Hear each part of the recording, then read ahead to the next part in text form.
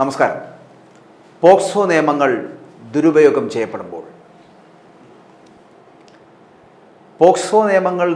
ചെയ്യപ്പെടുമ്പോൾ എന്നുള്ളതാണ് നമ്മളിന്ന് ചർച്ച ചെയ്യപ്പെടുന്ന ഒരു വിഷയം.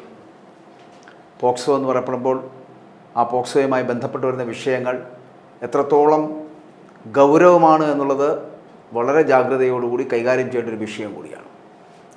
പോക്സോ നിയമങ്ങൾ പലപ്പോഴും പലതരത്തിൽ മറ്റുള്ളവർ ദുരുപയോഗം ചെയ്യപ്പെടുന്ന തരത്തിലേക്ക് എത്തപ്പെടുന്നു എന്നുള്ളതിൻ്റെ സൂചനകൾ ഇന്ന് നമ്മുടെ സമൂഹത്തിൽ നിന്ന് ലഭിക്കുന്നുമുണ്ട്. ഈ പോക്സോ നിയമങ്ങളെക്കുറിച്ച് നമ്മുടെ നാട്ടിലൊക്കെ ഇപ്പം വളരെ കാര്യക്ഷമമായിട്ട് എല്ലാവരും ചർച്ച ചെയ്യപ്പെടുന്ന വിഷയങ്ങളൊന്നാണ് ഈ പോക്സോ നിയമങ്ങൾ.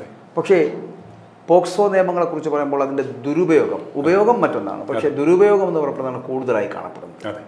ഈ protection of children's from sexual offences എന്ന് പറയപ്പെടുന്ന ഒരു ആക്ട് 2012 കൊണ്ടുവരുന്നു. അതിനുശേഷം അതുമായി ബന്ധപ്പെട്ടിട്ട് വരുന്ന പല കേസുകളിലും ചിലപ്പോൾ ഈ നിയമത്തിനെ കൂടെ വലിച്ചിഴക്കപ്പെടുന്നുണ്ട് എന്ന് തോന്നിയിട്ടുണ്ടോ? എങ്ങനെയാണ് ഇതിനെ നോക്കിക്കാണുന്നത്? തീർച്ചയായിട്ടും ഇപ്പം ഗോപകുമാർ പറഞ്ഞ പോലെ ഇത് വളരെ നല്ലൊരു ഉദ്ദേശ ലക്ഷ്യങ്ങളോടെയാണ് 2012 ജൂൺ 14 ഈ പോക്സോ ആക്ട് നിലവിൽ കൊണ്ടുവന്നത്. ഈ 18 വയസ്സിൽ താഴെയുള്ള ആൺകുട്ടിയെന്നോ പെൺകുട്ടിയെന്നോ വ്യത്യാസമില്ലാതെ ഇവർക്ക് നേരെ ഉണ്ടാകുന്ന എല്ലാത്തരം ലൈംഗിക കുറ്റകൃത്യങ്ങളിൽ നിന്നും ഇവർക്കൊരു സംരക്ഷണം നൽകാൻ ഉതകുന്ന തരത്തിലുള്ള വളരെ നല്ല ഉദ്ദേശ ലക്ഷ്യങ്ങളോടെയുള്ള നല്ലൊരു നിയമമായിരുന്നു ഇത്. ಅಂದರೆ ഇത് പ്രകാരം കുട്ടികൾക്ക് നേരെ ഉണ്ടാകുന്ന എല്ലാ തരത്തിലുള്ള ലൈംഗിക കുറ്റ അതിക്രമങ്ങൾക്കെതിരെയും ശക്തമായ നിയമ നടപടി സ്വീകരിക്കുവാനും അതോടൊപ്പം തന്നെ ഈ പോക്സോ നിയമത്തോടൊപ്പം തന്നെ ഇത്തരം കേസുകൾ കൈകാര്യം ചെയ്യുവാനുള്ള ഫാസ്റ്റ് ട്രാക്ക് കോടതികൾ സംസ്ഥാനത്തിൻ്റെ വിവിധ ഭാഗങ്ങളിൽ ആരംഭിച്ചു. വളരെ വേഗത്തിൽ തന്നെ ഇത്തരം കുറ്റവിചാരണകൾ നടത്തി പ്രതികളെ ശിക്ഷിക്കുന്ന നിയമ സംവിധാനമുണ്ടാക്കി. അതെല്ലാം വളരെ മാതൃകാപരമായ വളരെ നല്ല കാര്യങ്ങളാണ്. എന്നാൽ മറ്റ് എല്ലാ നിയമങ്ങളെയും പോലെ തന്നെ ഈ പോക്സോ നിയമം വളരെയേറെ ഇന്ന് ദുരുപയോഗം ചെയ്യുന്നു. അതായത് ശത്രുക്കളുടെ വാമൂടാൻ, അതുപോലെ തന്നെ ഒരു വ്യക്തി ഹത്യ നടത്തുവാൻ വേണ്ടി, ഒരു വ്യക്തി വൈരാഗ്യം തീർക്കുവാൻ പല തരത്തിലും പല മേഖലകളിലും പ്രവർത്തിക്കുന്നവരെ ഇന്ന് ഈ നിയമം ഉപയോഗിച്ച് വളരെയേറെ ബുദ്ധിമുട്ടിക്കുന്നുണ്ട്.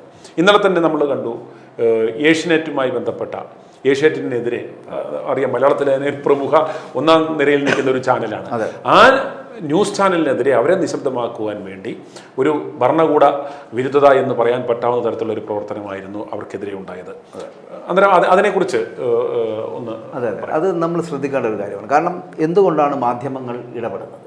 മാധ്യമങ്ങളുടെ ഇടപെടലുകൾ ഉണ്ടാകുമ്പോൾ പലപ്പോഴും നമുക്കറിയാം, മാധ്യമങ്ങൾ സത്യസന്ധമായ കാര്യങ്ങൾ 100% എല്ലാവരും സത്യസന്ധമായ കാര്യങ്ങളാണ് ഉൾപ്പെടുത്തുന്നത് എന്നുള്ളത് മറ്റൊരു ചോദ്യമാണ്. പക്ഷേ സമൂഹത്തിൽ ജനങ്ങൾക്ക് അറിയേണ്ട കാര്യങ്ങൾ വളരെ കൃത്യമായി ജനങ്ങളുടെ ഇടയിലേക്ക് എത്തിക്കുവാൻ ശ്രമിക്കുന്ന ഒരു സംവിധാനമാണ്, ഒരു മീഡിയമാണ് മാധ്യമങ്ങൾ. മാധ്യമങ്ങൾ അവരുടെ ജോലിയാണ് ചെയ്യുന്നത്. ആ തൊഴിൽപരമായിട്ടുള്ള കാര്യങ്ങൾ ചെയ്യുമ്പോൾ അതിനെതിരെ ഭരണകൂട ഭീകരത ഉപയോഗിക്കുന്നത് ഒരിക്കലും ശരിയല്ല. ആ ഭരണകൂട ഭീകരത ഉപയോഗിച്ചതാണ് ഏഷ്യാനെറ്റിന് പറ്റിയത്, അല്ലെങ്കിൽ ഏഷ്യാനെറ്റിനെതിരെ ചെയ്തതാണ് ഇപ്പോൾ സർക്കാരിന് തിരിച്ചടിയായി മാറിയത്.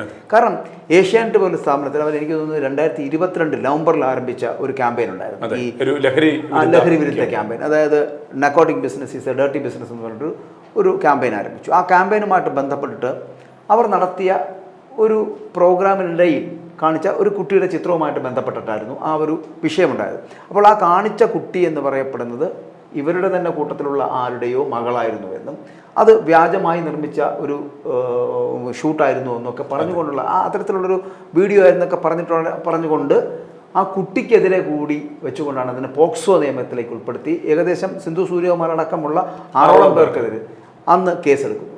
2022 മുതൽ ഇങ്ങനെ കേസുകളൊക്കെ എന്തിനാണ്? വാമൂടിക്കെട്ടാനാണ്. ഈ ഏഷ്യാനെറ്റിനെ ആയിരുന്നാലും ഏതൊരു മാധ്യമത്തിനായാലും സത്യം വിളിച്ചു പറയുമ്പോൾ അതിന് വാമൂടിക്കെട്ടുന്നത് ശരിയാണ്. അപ്പോൾ ആ ഒരു വിഷയം വന്നപ്പോൾ അതിനെതിരെ വളരെ ശക്തമായിട്ടുള്ള പ്രതിഷേധം പല ഭാഗങ്ങളിൽ നിന്നുണ്ടായി.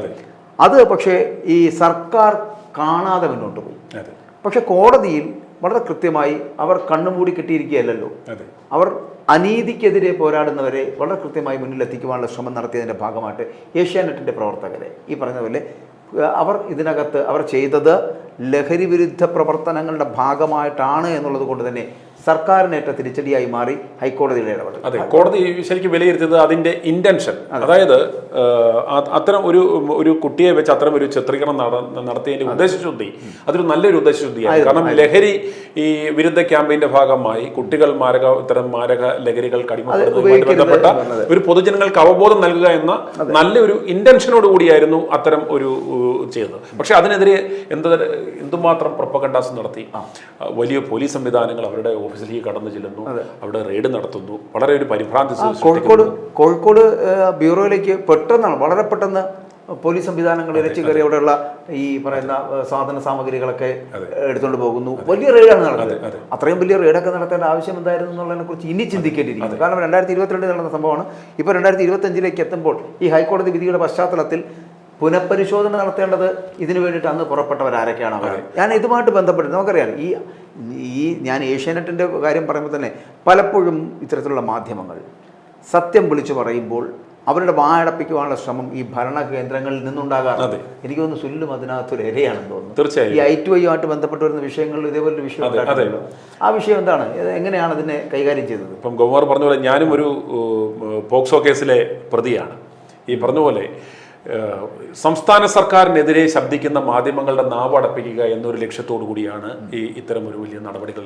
അത് ഏഷ്യാനെറ്റ് മാത്രമായിരുന്നില്ല, സർക്കാരിനെ വിമർശിക്കുന്ന അല്ലെങ്കിൽ അത്തരം മാധ്യമങ്ങളുടെയും മാധ്യമപ്രവർത്തകരുടെയും വായടക്കുക എന്ന ഒരു ലക്ഷ്യത്തോടു കൂടി ഇത്തരം ഒരു നിർദ്ദേശം പൊളിറ്റിക്കൽ സെക്രട്ടറി വഴി ADGP കൊടുക്കുന്നു. അന്നത്തെ ADGP ആയിരുന്ന അജിത് കുമാർ ആയിരുന്നു ഇതിന് നിർദ്ദേശം നൽകിയത്. അതിന് അധ്യക്ഷത MR അജിത് കുമാർ ആയിരുന്നു ഇത്തരം പ്രവർത്തനങ്ങൾക്ക് അധ്യക്ഷം നൽകിയത്.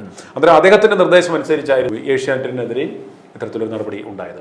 എനിക്കെതിരെയും മറ്റൊരു സിനിമാ സംവിധായകനെതിരെയും ആയിരുന്നു പോക്സോ കേസും അതുപോലെ ജുവനൈൽ ജസ്റ്റിസ് JJ ആക്ട് അനുസരിച്ചും കേസ് എടുത്തിരുന്നത്. അന്നേരം ആ പരാതിക്ക് ആസ്പദമായ സംഭവമാണ് വളരെ ഏറെ രസകരം. ഞങ്ങൾ പോലും സത്യം പറഞ്ഞാൽ ഞെട്ടിപ്പോയി.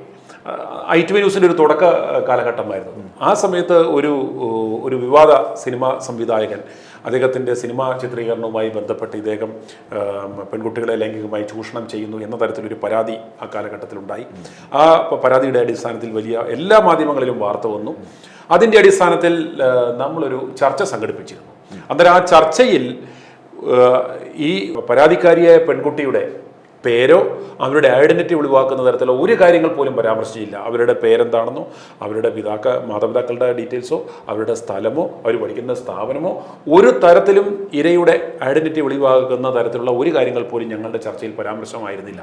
ഇത്തരം നരാധപന്മാരുടെ അടുത്ത് കുഞ്ഞുങ്ങളെ കൊണ്ടുപോകുന്നവരെ മാതൃകാപരമായി ശിക്ഷിക്കണം എന്ന തരത്തിലുള്ള ഒരു പരാമർശം മാത്രമായിരുന്നു എന്നോടൊപ്പം ചർച്ചയിൽ പങ്കെടുത്ത ആ വ്യക്തി പറഞ്ഞത്. അന്നേരം ഇതിനെതിരെ അവരെന്ത് ചെയ്തു? ആ ചലച്ചിത്രത്തിൽ അഭിനയിച്ച 10-26 പെൺകുട്ടികൾ ചിത്രത്തിൽ പല ഭാഗങ്ങളിലായും അതുപോലെ ഒരു പാട്ട് രംഗത്തും എല്ലാം അഭിനയിച്ചിട്ടുണ്ട്.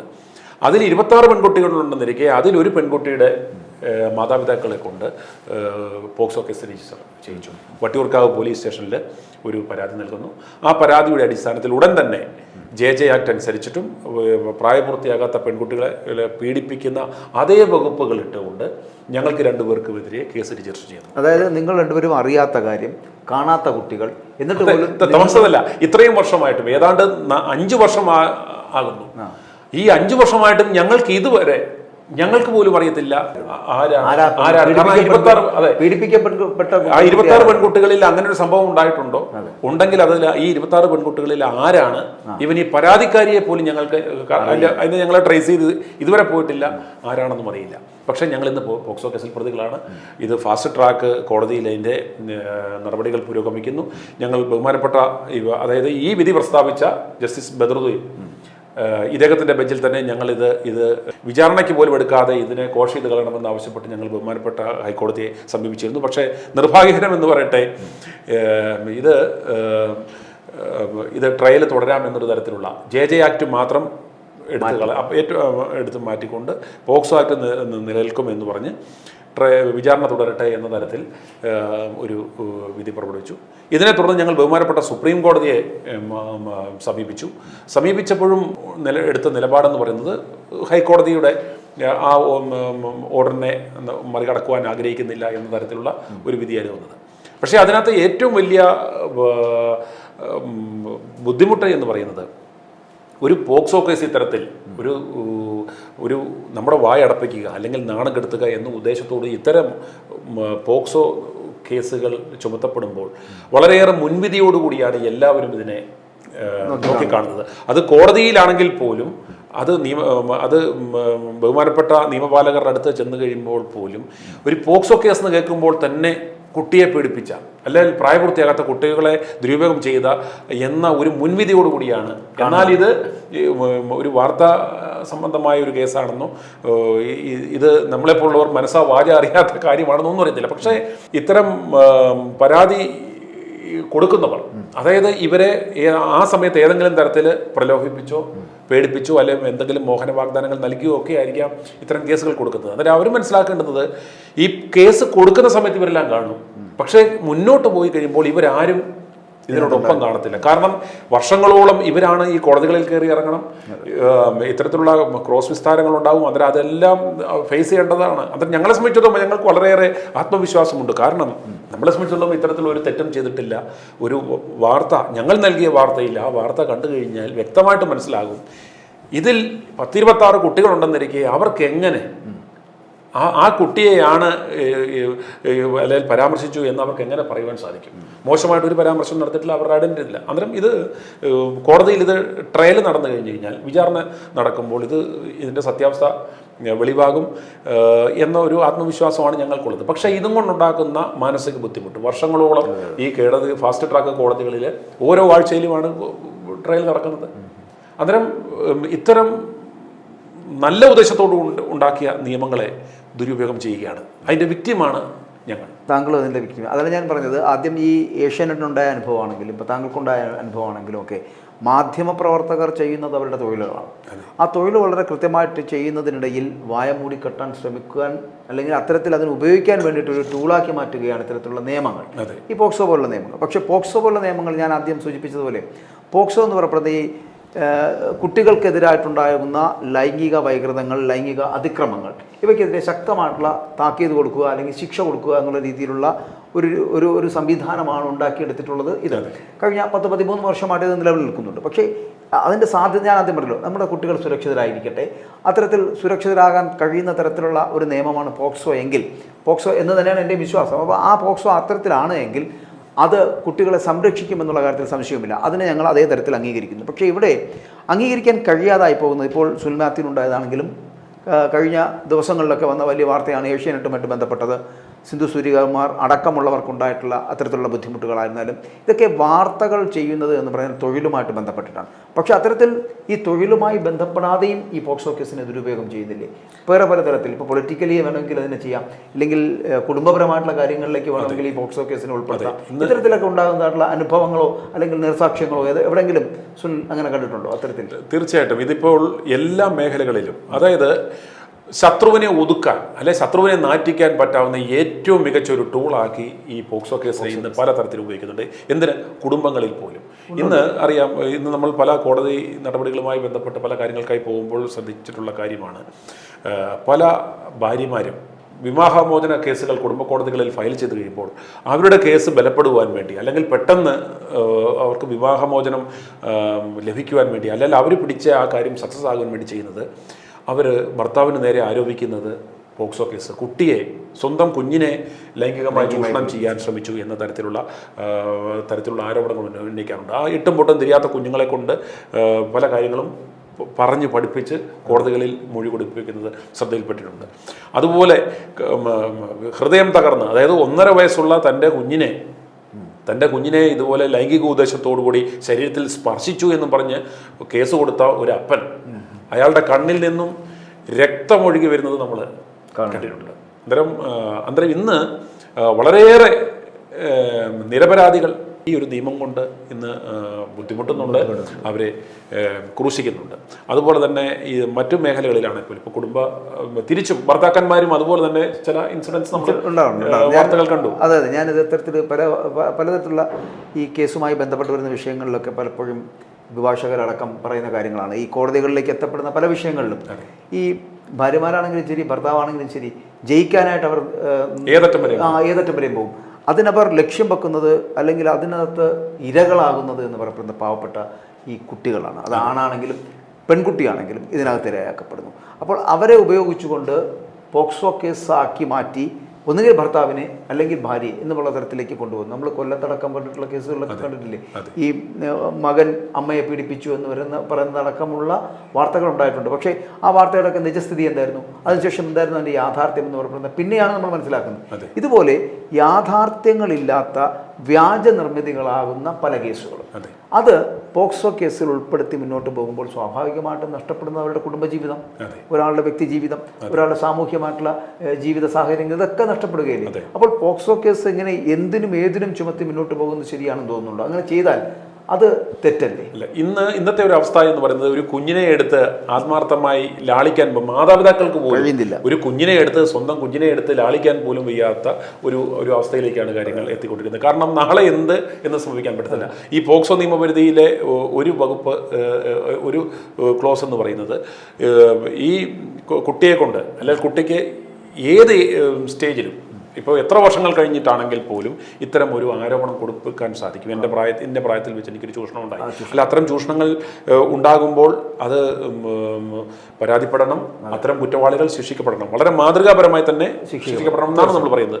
പക്ഷേ ഈ നിയമങ്ങളെ പലതരത്തിൽ ദുരുപയോഗം ചെയ്യുന്നുണ്ട്. പല നിരപരാധികളും ഇത്തരം കള്ളക്കേസുകളുടെ പേരിൽ ക്രൂശിക്കപ്പെടുന്നുണ്ട്.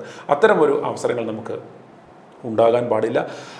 അത്തരം തെളിയിക്കപ്പെടുന്ന ഇതൊരു ഫേബ്രിക്കേറ്റഡ് കേസാണ്, പോക്സോ കേസുകളെ ദുരുപയോഗം ചെയ്ത് ഒരു വ്യക്തിഹത്യ അല്ലെങ്കിൽ ഒരു വ്യക്തിയെ നശിപ്പിക്കാൻ ശ്രമിച്ചതാണ് എന്ന് മനസ്സിലായി കഴിഞ്ഞാൽ ഈ പോക്സോ കേസിൽ കൊടുക്കുന്ന പ്രതികളേക്കാളും കടുത്ത ശിക്ഷ ഇത്തരം വ്യാജ കേസുകൾ ഉണ്ടാക്കുന്നവർ കൊടുക്കാനുള്ള ഒരു സംവിധാനം ഇപ്പോൾ നിലവിലില്ല. അത്തരം ഒരു സംവിധാനം ഇവിടെ വന്നില്ലെങ്കിൽ പല നിരപരാധികളും, ഇതിന് ഉദ്ദേശിച്ച ലക്ഷ്യങ്ങൾ നല്ലതാണ്, പക്ഷേ ഈ നിയമം ഉപയോഗിച്ചുകൊണ്ട് പല നിരപരാധികളെയും ക്രൂശിക്കാനുള്ള സാധ്യത. അത് നമ്മുടെ ഈ കോടതിയുടെ ആപ്തവാക്യം പോലും അതാണ്, 1000 കുറ്റവാളികൾ രക്ഷപ്പെട്ടാലും ഒരു നിരപരാധി പോലും ശിക്ഷിക്കപ്പെടരുത് എന്ന് പറയപ്പെടുന്ന ആ തത്വം സത്യത്തിൽ അന്വർത്ഥമാകേണ്ടതാണ്, അർത്ഥവത്തായി മുന്നോട്ട് പോകേണ്ടതാണ്. പക്ഷെ അതിന് കഴിയാതായി പോകുന്ന തരത്തിലേക്ക് ഈ വകുപ്പുകൾ, നിയമങ്ങൾ ഇങ്ങനെ വലിയ ചട്ടക്കൂടുകൾക്കുള്ളിലേക്ക് വരുമ്പോൾ സ്വാഭാവികമായിട്ടും നഷ്ടപ്പെട്ടു പോകുന്നത് പലരുടെയും സ്വസ്ഥതയാണ്. അല്ലേ? ഇപ്പോൾ ഈ പൊളിറ്റിക്കലി രാഷ്ട്രീയപരമായിട്ട് പോലും ഇതിനെ ഉപയോഗിക്കപ്പെടുന്നുണ്ട് എന്നുള്ളത് രാഷ്ട്രീയ നേട്ടങ്ങൾക്ക് വേണ്ടി, രാഷ്ട്രീയ നേട്ടങ്ങൾക്ക് ഉണ്ടാകുന്നുണ്ട്. ഇത്തരം കേസുകൾ ചാർജ് ചെയ്യുന്നതിൽ മുൻപന്തിയിൽ നിൽക്കുന്നത് നമുക്ക് പ്രതിയിൽ കൂട്ടി നിർത്തേണ്ടത് സ്റ്റേഷൻ ഹൗസ് ഓഫീസർമാരെയാണ്, പോലീസ് ഉദ്യോഗസ്ഥരാണ്. കാരണം ഈ പോലീസുകാർക്ക് കിട്ടുന്ന നിർദ്ദേശം അനുസരിച്ച് അത് പൊളിറ്റിക്കൽ ഇൻട്രസ്റ്റോടുകൂടി, പൊളിറ്റിക്കൽ പ്രഷറോടുകൂടി എടുക്കുന്ന കേസുകളുണ്ട്. അതല്ലെങ്കിൽ സാമ്പത്തിക നേട്ടത്തിന് വേണ്ടി ഇത്തരം കള്ളക്കേസുകൾ എടുക്കുന്നുണ്ട്. അതിൻ്റെ മോട്ടീവ് എന്തായിക്കോട്ടെ, ഇത്തരം കേസുകൾ ചാർജ് ചെയ്യപ്പെടുന്നത് പോലീസ് സ്റ്റേഷനുകളിൽ നിന്നാണ്.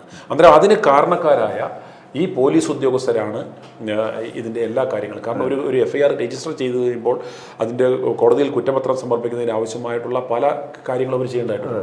അന്നേരം ഇത്തരം കേസുകളിൽ നിലനിൽപ്പിനായി ഇവർ പലതരത്തിലുള്ള വ്യാജരേഖകളും വ്യാജ മൊഴികളും എല്ലാം ചെയ്യേണ്ടതായിട്ട് വരും. അന്നേരം ഇതിനകത്ത് ഏറ്റവും വലിയ ക്രൈം ചെയ്യുന്നത് എന്ന് പറയുന്നത് ഈ പോലീസ് ഉദ്യോഗസ്ഥരാണ്. അന്നേരം ഈ പോലീസ് ഉദ്യോഗസ്ഥർക്കെതിരെ മാതൃകാപരമായിട്ട് ഇത്തരം കേസുകളിൽ ഈ കള്ള കേസുകൾ ഫൈബ്രിക്കേറ്റ് ചെയ്ത് ചെയ്തെടുക്കുന്നതിന് ഉള്ള അതിനൊരു വലിയ ശക്തമായിട്ടുള്ള നിയമം അവിടെ കൊണ്ടുവരേണ്ടതാണ്. അത് മാത്രമല്ല, ഈ പറയുന്ന പോലെ നമുക്കിതിനകത്ത് ഇത്രയേ ഉള്ളൂ, പോക്സോ കേസുകളാണ് എങ്കിൽ, അതായത് കുട്ടികൾക്കെതിരെയുള്ള ലൈംഗിക അതിക്രമങ്ങളാണ് നടക്കുന്നതെങ്കിൽ വളരെ കൃത്യമായ അത് പോലീസ് സ്റ്റേഷനുകളിൽ തന്നെ തുടങ്ങട്ടെ, അവിടുന്ന് തന്നെ തുടങ്ങട്ടെ. അതെ, തീർച്ചയായിട്ടും ശക്തമായ നടപടികൾ ഉണ്ടാവുകയും വേണം. അതിന് ആരാണോ കുറ്റവാളി എന്ന് പറയപ്പെടുന്നവർക്ക് തക്കതായ ശിക്ഷ ലഭിക്കുകയും വേണം. ഇപ്പൊ പോക്സോ കേസുകളിലാണെങ്കിൽ ഇപ്പോൾ 50 വർഷം, 100 വർഷം, 125 വർഷം ഒക്കെ ശിക്ഷ വിധിക്കുന്നതായിട്ട് കണ്ടു. അന്നേരം അതിന് പകരം ഇപ്പൊ വിദേശ രാജ്യങ്ങളിലൊക്കെ ചെയ്യുന്നത് പോലെ ഏത് അവയവം ഉപയോഗിച്ചാണോ ഇവർ ഈ കുട്ടിയെ ഉപദ്രവിച്ചത് അല്ലെങ്കിൽ ആ കുട്ടികളെ പീഡിപ്പിക്കുവാൻ ശ്രമിച്ചത്, ആ അവയവം തന്നെ ഛേദിച്ച് കളയുന്ന തരത്തിലുള്ള ശക്തമായ നിയമങ്ങൾ വിദേശ രാജ്യങ്ങളിലുണ്ട്. അത്തരം നിയമങ്ങൾ എന്തുകൊണ്ട്, അത്തരം നിയമങ്ങൾ പോലും വേണമെങ്കിൽ നമുക്കിവിടെ പ്രാവർത്തികമാക്കാം, നടപ്പിലാക്കാം. അതിനകത്തൊന്നും ആരും ഒരു തെറ്റും പറയത്തില്ല. പക്ഷേ ഈ നല്ല നിയമത്തെ, നല്ല സതുദ്ദേശത്തോടുകൂടി ഉണ്ടാക്കിയ ഈ നിയമത്തെ ദുരുപയോഗം ചെയ്യുന്നവർ ആര് തന്നെയാണെങ്കിലും, അത് പോലീസ് ഉദ്യോഗസ്ഥരായിക്കോട്ടെ, അതല്ലെങ്കിൽ ഈ നിയമം ഉപയോഗിച്ച് ശത്രുക്കളെ ഇല്ലാതാക്കുവാൻ ശ്രമിക്കുന്ന ഈ വ്യക്തികൾ ആരുമായിക്കൊള്ളട്ടെ, അവർക്കെതിരെ ശക്തമായ നിയമനിർമ്മാണം ഇവിടെ ആവശ്യമാണ്, നടപടികൾ ആവശ്യമാണ്. അതാണ് ഈ നമുക്ക് ഇതിലേക്ക് വരുമ്പോൾ ഇതിൻ്റെ ഈ പോക്സോ കേസുമായിട്ട് ബന്ധപ്പെട്ട് വരുന്ന വിഷയങ്ങളിലൊക്കെ പലപ്പോഴും ഇതിനകത്ത് ചിലപ്പോൾ വിക്ടിമായി പോകുന്നത്, ഈ ഇരകളായി മാറിപ്പോകുന്നത് ഈ പറയുന്ന നിരപരാധികളാണ്.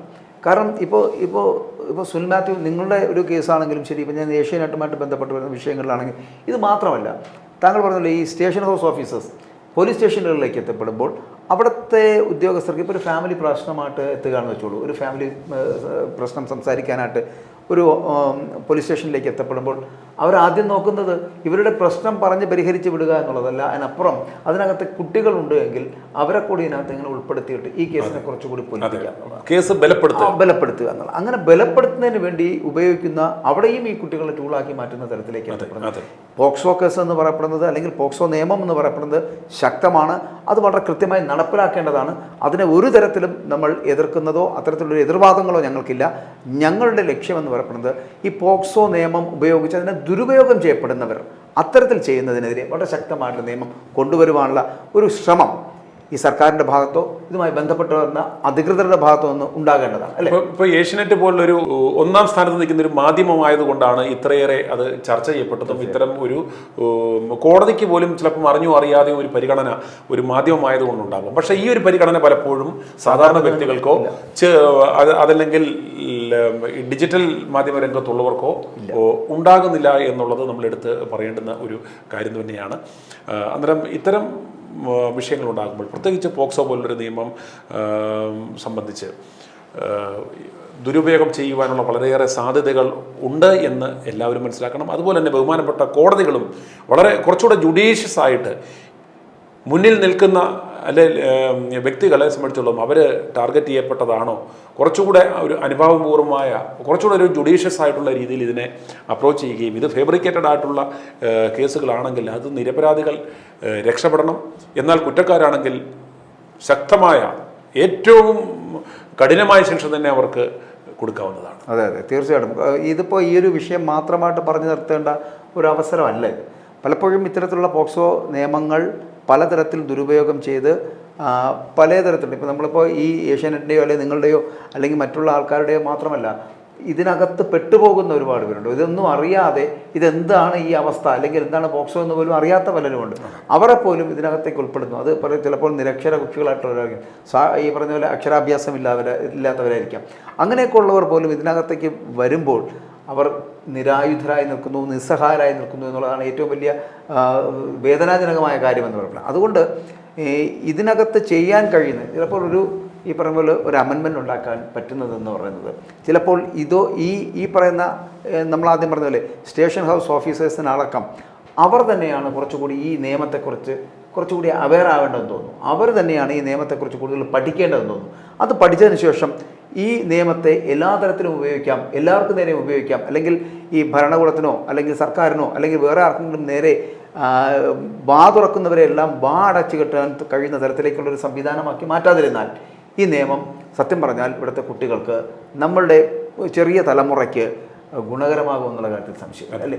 അപ്പോൾ ഇത് ഒരിക്കലും നമ്മൾ ഈ ഒരു ചർച്ച തന്നെ നമ്മൾ ഇതിനകത്തേക്ക് പറയാൻ ശ്രമിച്ചത് തന്നെ ഇത്രയേ ഉള്ളൂ. വളരെ ചെറിയ കാര്യങ്ങൾ മാത്രമാണ്. അതായത് പോക്സോ നിയമങ്ങൾ എന്ന് പറയപ്പെടുന്നത് ഞങ്ങളുടെ കുട്ടികൾ സുരക്ഷിതരാണ് എന്ന് പറയപ്പെടുന്ന തരത്തിൽ ഞങ്ങളുടെ മാതാപിതാക്കൾ അല്ലെങ്കിൽ ഓരോ മാതാപിതാക്കളും അത്തരത്തിൽ ചിന്തിക്കുന്ന ഒരു നിയമമാണ്. ആ നിയമത്തെ അത്തരത്തിൽ തന്നെയാണ് നമ്മൾ കാണുന്നത്. പക്ഷേ അതിനെ ഏതെങ്കിലും തരത്തിൽ ദുരുപയോഗം ചെയ്യുന്നുണ്ട് എങ്കിൽ അത് തെറ്റാണ് എന്ന് സൂചിപ്പിക്കുവാനുള്ള ഒരു ശ്രമം മാത്രമാണ് ഞങ്ങൾ നടത്തിയത്. ആ എളിയ ശ്രമത്തിൽ ഏതെങ്കിലും തരത്തിൽ ഈ ഒരു മാറ്റമുണ്ടാകാൻ കഴിയുകയാണെങ്കിൽ അത് പോക്സോ നിയമം എന്ന് പറയപ്പെടുന്നതിൻ്റെ ശക്തി ജനങ്ങൾക്ക് തിരിച്ചറിയുവാനും കഴിയും, നിരപരാധികൾ ഇതിനകത്ത് ഉൾപ്പെടാതാവുകയും ചെയ്യും. അതായിരിക്കും ഈ പോക്സോ നിയമം കൊണ്ട് ഉണ്ടാക്കിയെടുക്കേണ്ടത്. ഇല്ല എങ്കിൽ ഈ പോക്സോ നിയമങ്ങൾ ദുരുപയോഗം ചെയ്യപ്പെടുമ്പോൾ സാധാരണക്കാർ ഇതിനകത്ത് നിരപരാധികളായിട്ടുള്ളവർ ഇതിനകത്ത് പെട്ടുപോകുന്നു എന്നുള്ള ഒരു വലിയ ദുഃഖം കൂടി പങ്കുവയ്ക്കേണ്ടി വരുന്നു. i2i News, an eye for truth. i2i News subscribe ചെയ്തിട്ടില്ലാത്തവർ ഇപ്പോൾ തന്നെ സബ്സ്ക്രൈബ് ചെയ്യുക. നോട്ടിഫിക്കേഷൻ ലഭിക്കുവാൻ ബെൽ ബട്ടണും അമർത്തുക.